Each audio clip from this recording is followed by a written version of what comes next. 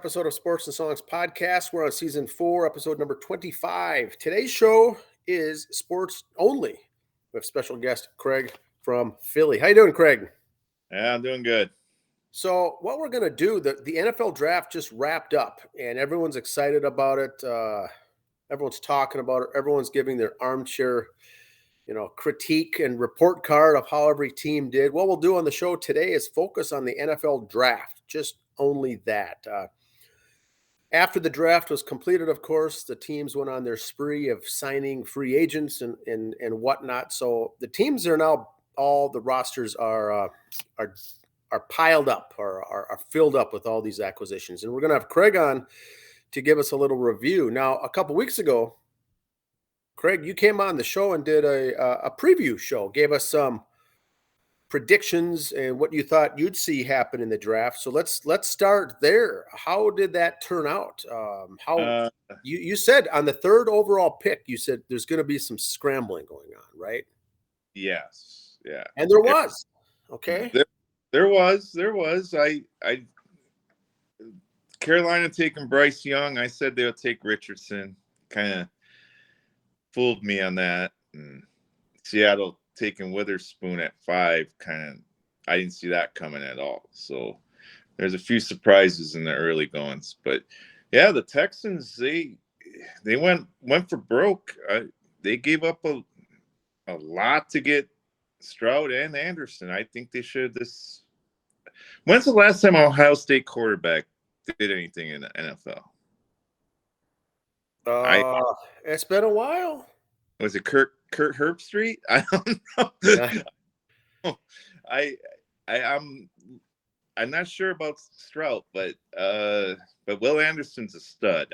That was great, but they gave up a lot to get that third pick for Anderson. So how often, there's a lot of first round draft day picks in historically that happens, usually in the top 5 or 10 picks, but I don't remember ever one team getting 2 of the top 3 overall picks ever.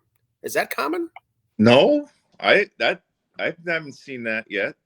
So they gave up. The Cardinals had that spot, and they got a bunch in return to give that spot to Texas, and Texas gave up a lot to get that other pick. And I thought when I first saw it that the Cardinals came out pretty good on that deal, because you give up a 3rd overall pick, you're going to get a lot in return, and they did. Yeah, and then I think Arizona's doing good. I mean, they're not going for this year. They're trying to build for maybe 3 years from now be a playoff team. They know the next year or two could be a wash, so they decided to stockpile picks. And then the Texans, good for them, but they were 3-13 last year. I mean, they expected to give up a lot for Will Anderson and Stroud to also become a playoff team. I don't know. But the fans, of course, love it, I'm sure. Yeah, I'm sure merchandise sales of Texan stuff is going up big time now. But yeah, so it was very intriguing. Houston's going all in, so I was really surprised about that. I knew someone was going to trade up. I didn't think it'd be Houston. So.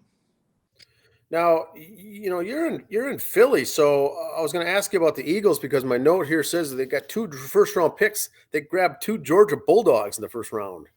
Half the team they call them Philly Bulldogs out here now. There's so many Georgia guys, huh? The whole roster's Georgia. Unbelievable. You even trade for Swift from the Lions, who went to Georgia, the running back. So wow, I didn't know that. Yeah, that's what. Philly, they love their Bulldogs for sure. The word is that people around in Philly are so excited. They Super Bowl or bust out here for sure. So yeah, what is the overall for the draft picks for Philly this year? A lot of excitement, a lot of good picks. What are your thoughts there out there in Philly? If Jalen Carter's a beast. They got him with the 9th pick, and I don't know why Chicago didn't take him at 9. They trade back so Philly can move up 1. But if he matures, they got a total. I thought Seattle should take him at 5, but they didn't. They fell to Philly at 9, so they got a rock star at 9. So Now the Vikings, I wore the Vikings cap here. I want to talk a little Vikings today. How'd they do on their pick? They got the receiver out of USC, number 1 pick, and then their second pick was USC as well. We're seeing some of these back-to-back consecutive picks from the same college. In fact, what are your thoughts there with uh, Addison? you know what? I'd like to pick. I've always said, well, we got to do defense, but at 23, Addison, across from Jefferson or in the slot, they could do a lot with him. And I actually like the pick. I think it's gonna work out good. He's gonna be dealing. He was 2 years at Pittsburgh and put up some huge numbers for Pittsburgh. In fact, broke a couple Larry Fitzgerald records out there in Pittsburgh. Then open enrolled or transfer portal over to USC his junior year after winning the Biletnikoff best receiver in the nation his sophomore year with Pitt. Then came here, was their leading receiver his junior year, and then came out here for the draft. So that's a good pick. He'll be an immediate starter, I'm guessing, in the slot for the Vikings, right? Day 1 starter. Definitely. He's Thielen's replacement for sure. Thielen's gone. He's at Carolina. Addison's going to come in here. Good guy, talented receiver, 6'1", good slot size, and it'll be good. The Vikes have got 2 good tight ends already, Irv Smith, Hawkinson, and now you got Justin Jefferson and Addison. You still have C.J. Osborne and some other guys. It'll be fun to watch here this year. They did draft, like you said, defense.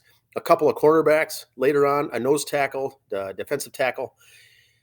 I'm really excited about the 5th round pick, Jolly, out of LSU, the defensive tackle. He's massive. He's gonna, if he stays healthy, it's always health, but yeah, he could be really good in that middle of that defensive line for Vikings. I think the Vikings had back-to-back LSU picks as well. And that's where Jolly and the other defensive back, I think, came from. Yeah, Ward. They got their defensive help. They got the receiver. They got a quarterback later on, and a running back then as well. Correct. Don't know much about the running back, but quarterback for BYU, he's solid. I didn't see many BYU games this year, but yeah, he's solid quarterback for sure. Sounds like from what I read on him, he's a solid, probably in the pros, a solid backup, a career backup kind of a guy. He could make some spot starts for any team and do well. A little smaller guy, but very high IQ, good football player, quarterback for the Vikes. Now I was thinking they draft someone then to take over for Cousins then next year when Cousins is gone. And this doesn't seem to be it, I don't think. What are your thoughts? I don't think so neither. Okay. Unless he's really coachable and he just is able to do the system. I don't know. Yeah, this is Cousins' last year, right? Final year of his contract. So yeah,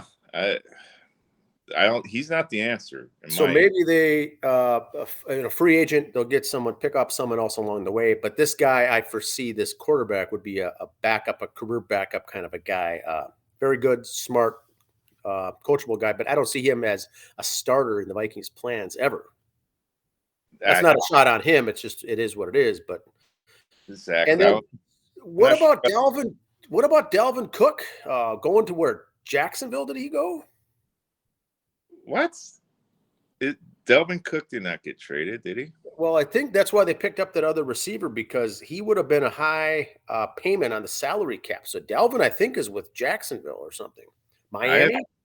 I haven't heard that. I'll look that up here for those listening can jump in and make a comment in the comment section. But I think that's why they drafted the other running back. We got 2 running backs on the squad that are serviceable and high average, but they got another one. Dalvin didn't even really do that well, but I think it was all about the cash. They couldn't afford to keep him. There was rumors, but I didn't know they pulled the trigger on it. I think that was on that day day two, I think, on Friday. But I don't know. We'll look it up for sure. I know we're here to talk about the draft. So what about some of the Gophers, former Gopher players drafted? I think 3 got drafted. The over/under was 2.5. From what I heard, the over/under was 2.5. And the only names I was watching for was Tanner Morgan, Mo Ibrahim. They did not get drafted. 3 other gentlemen did.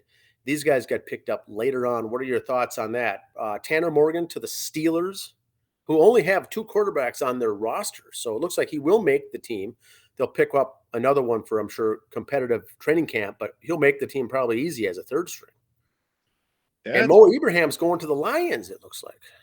Yeah, he has a good shot. He actually signed a pretty good contract. So the Lions are expecting him to make the roster this year. Okay. So, yeah, he got paid as the equivalent of a 7th or 6th rounder. He did. Okay. Yeah. So that Lions they're hoping they plan on him being around on the roster for the start of next season. For depth, right? For depth. Correct. Okay. So, yeah. And how about Morgan? What do you see him with the Steelers? I don't see it. I don't know. I don't see it.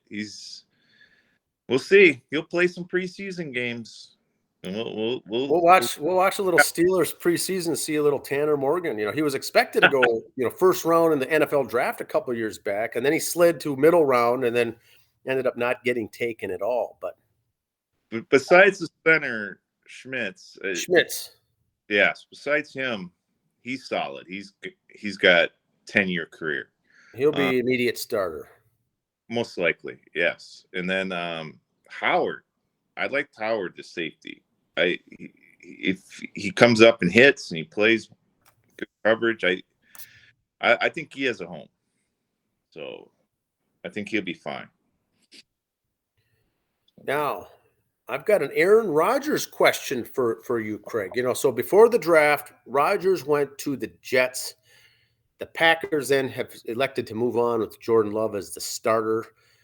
Take me through the 3-day draft as far as what prompted now the Jets to get who they got and the Packers to get who they got. Did you follow that pretty closely? I felt the Packers, they only swapped they swapped first-round picks, but the Jets only moved back 2 spots. Okay.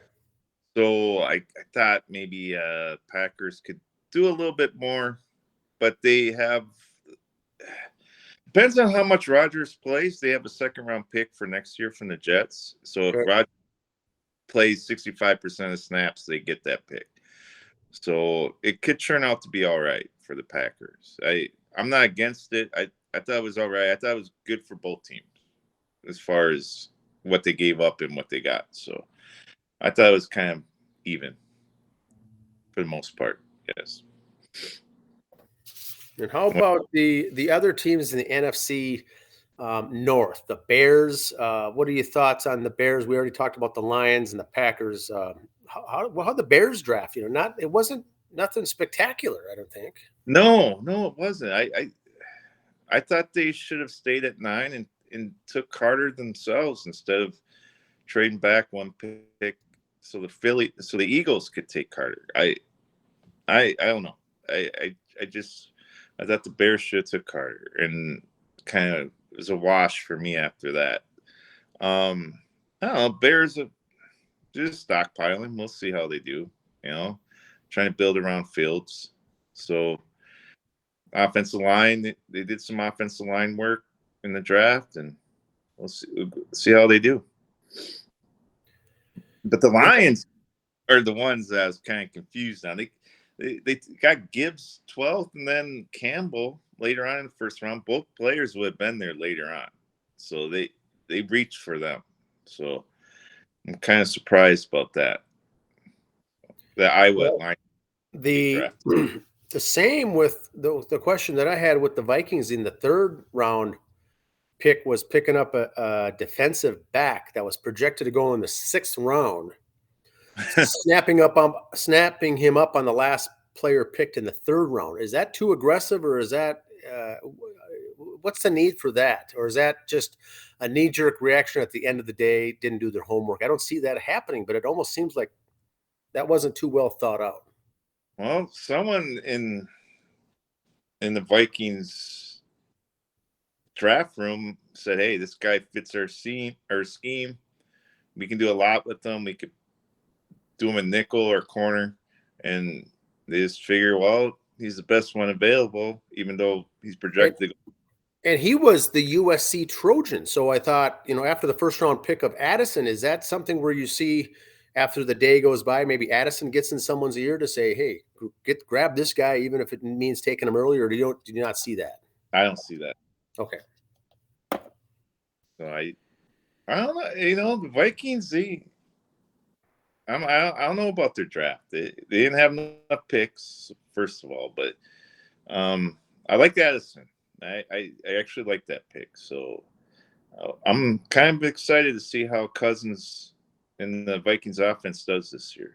So, and Addison, smart kid, graduated high school a semester early and enrolled, at Pittsburgh early his senior year of high school to get in there. Smart kid, and then did the 2 years there. So sometimes I don't know if it's a big difference or not to get a smart IQ guy or a football smart IQ guy on the team, or a little bit of both. But this Addison is the Fred Biletnikoff Award winner, goes to the top receiver in the nation for Division I football, and he won it as a sophomore. And so I didn't see that. I didn't think that was talked about as much or enough, maybe, as far as the numbers he put up at Pitt. But he'll be good. He'll be good. So then their next pick, once again, was that defensive, back, also from USC, and they finished in the top 10 in the polls. They had a good team for the Trojans. A lot of guys were taken from that group then as well. And then the Vikings picked a couple back-to-back LSU guys, and then the BYU quarterback. And who are you looking forward to, Craig? So for this fall in the NFL, what immediate starters from this first couple rounds are you looking forward to see in a starting spot? Quarterback, skill position. well, you know what?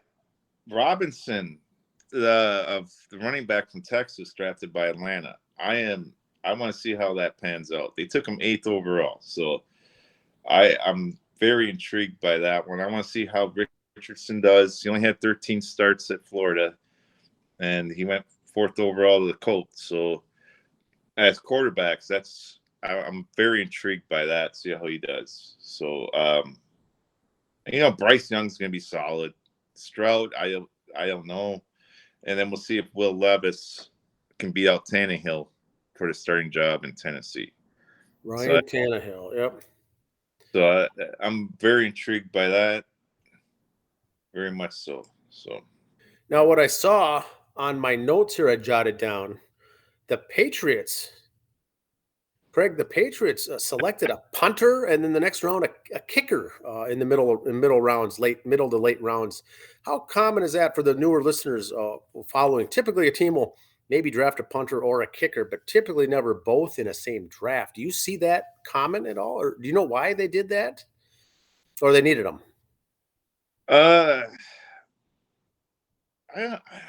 Or did they have just extra picks and they snapped them up?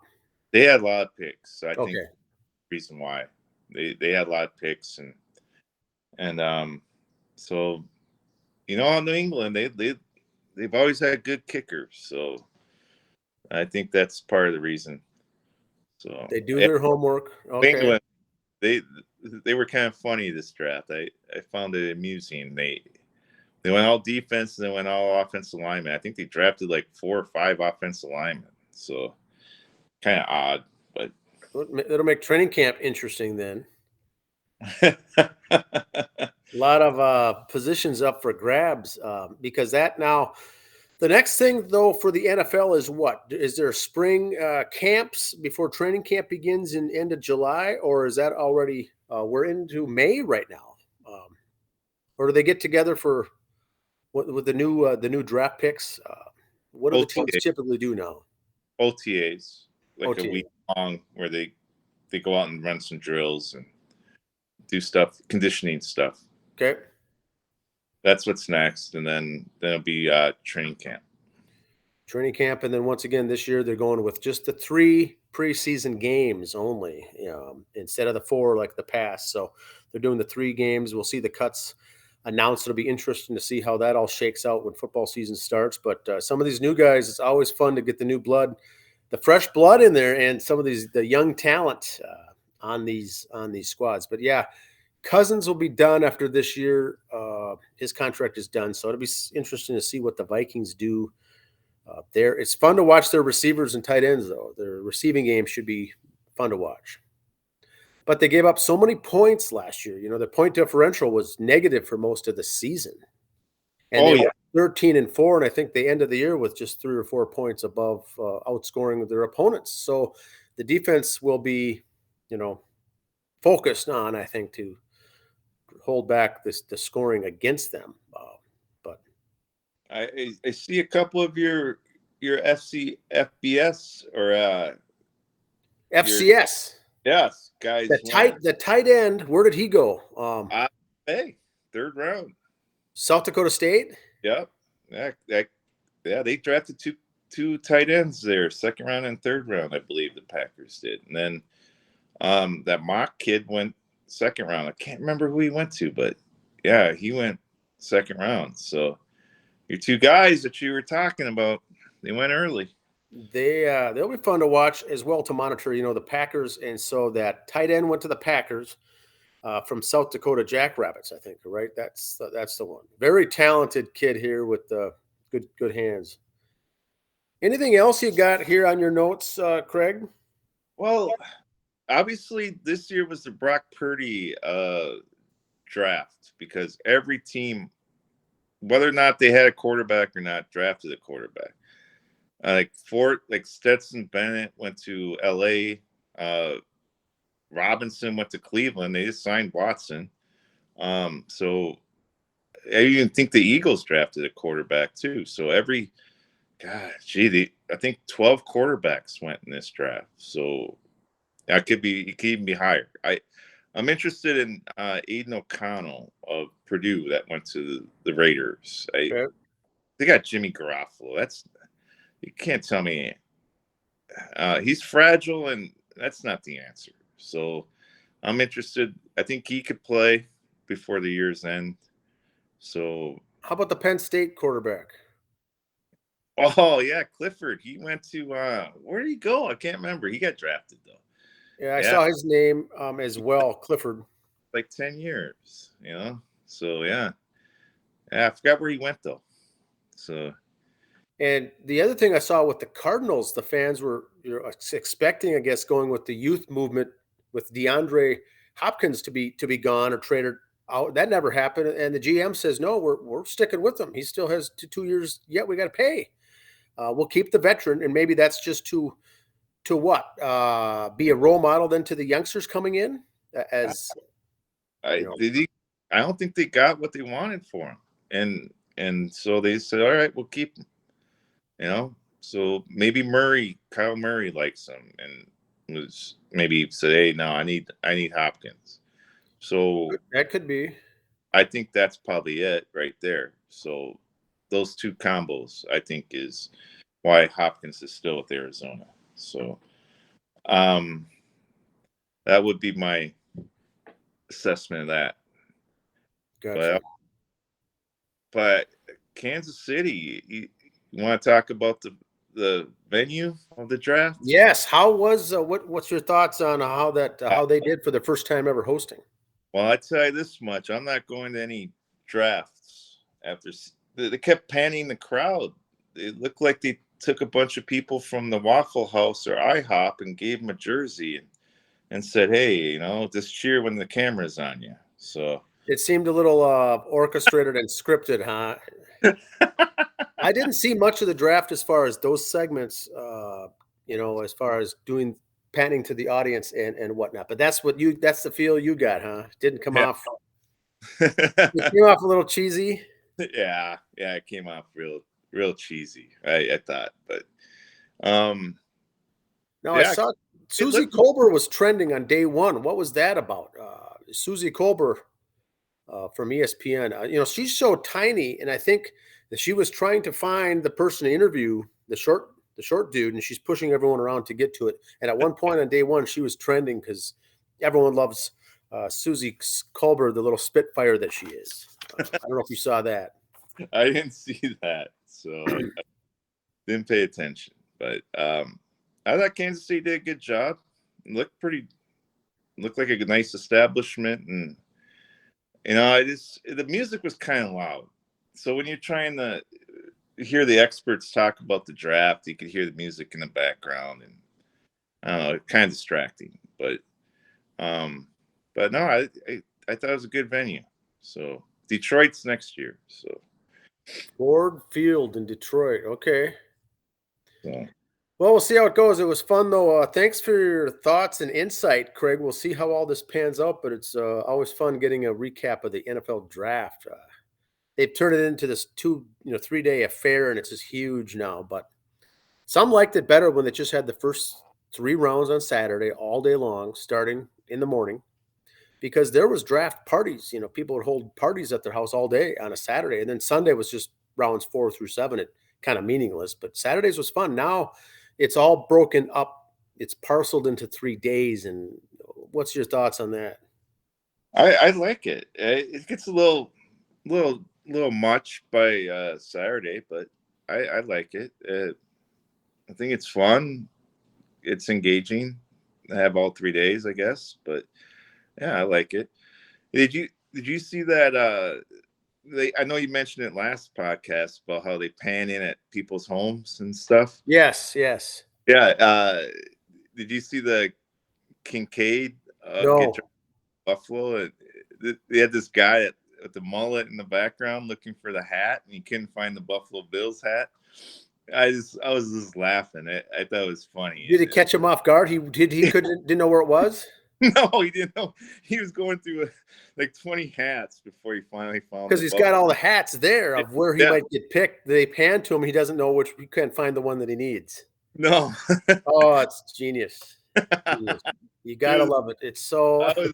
I was just laughing. I thought that was a riot, and it was just great. So there was some comedy here and there too. So I thought it was fun. That makes it fun. It's a good time. I'm gonna have to research and look up that clip, find out about the Bills. That was the number 1 pick then, right, for him? Yeah, Kate. So yeah, that was pretty funny. He was looking. He was going through all the hats, and he finally found it. But of course. All right. Well, next spring, Craig, we'll have you on again. We'll do a preview show before the draft and have you on afterwards and do a post review of the draft then as well. You got me, friend. All right. Have a good one. All right. Thanks for your time. Thanks, Dan.